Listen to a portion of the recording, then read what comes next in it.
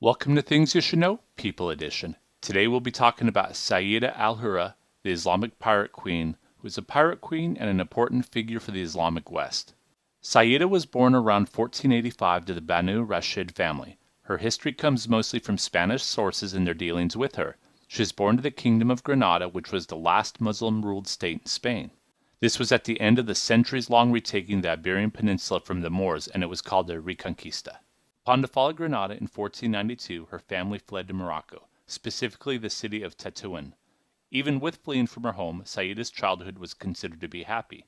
At the age of 16, Sayyida married her father's friend Al-Mandri, who was 30 years older than Sayyida. Sayyida had been promised to the man since she was a child.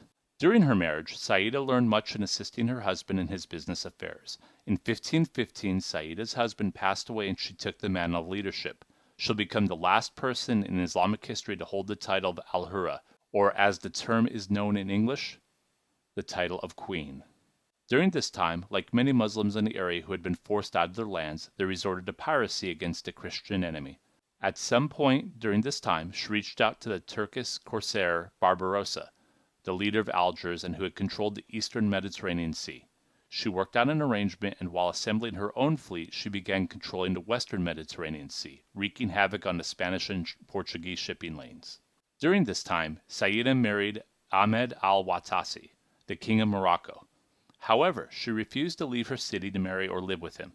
This marks the only time in Moroccan history that the king married away from the capital. Sayyida continued her role as pirate queen and raided Spanish fleets without fail. She was well respected by the Christians as a queen who had power over the Mediterranean Sea. She also was the one with whom one had to negotiate the release of Portuguese and Spanish captives from the pirate raiders. Some historians believe the unusual degree of acceptance of Al Hurra as a ruler could be attributed to the Andalusian familiarity with powerful female monarchs in Spain, such as Isabel I of Castile. Others believe that Al Hurra succeeded as governor because she was the undisputed leader of pirates of the western Mediterranean. Sayyida al Hurra lived a life of adventure and romance.